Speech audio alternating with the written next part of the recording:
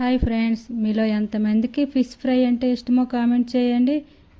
ఇంకా fish fry కోసం అయితే మనం ముందుగా ఒక ప్లేట్లో పసుపు, కారం, సాల్ట్, ధనియాల పొడి, కొంచెం గరం మసాలా, అల్లం వెల్లిపాయ పేస్టు, కొంచెం నూనె కూడా వేసుకొని బాగా కలుపుకోవాలి.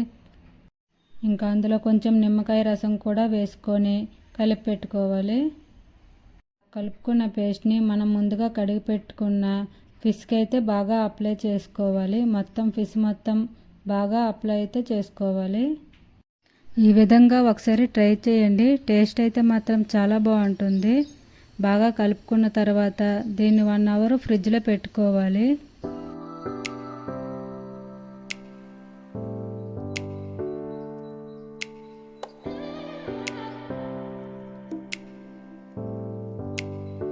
ఒక ప్యాన్ తీసుకొని అందులో కొంచెం బటర్ వేసుకొని మనం ముందుగా కలిపి పెట్టుకున్న ఫిష్ని అయితే బాగా ఫ్రై చేసుకోవాలి. రెండు వైపులా బాగా ఫ్రై అయిన తర్వాత మన ఫిష్ ఫ్రై అయితే రెడీ. చూడండి కలర్ఫుల్గా ఎంత బాగుందో. ఫిష్ ఫ్రైతో పాటు బగారా రైస్, గోంగూర రొయ్యల కర్రీ కూడా చేశాను. అన్ని టేస్ట్ అయితే మాత్రం చాలా బాగా వచ్చాయి. Bye friends.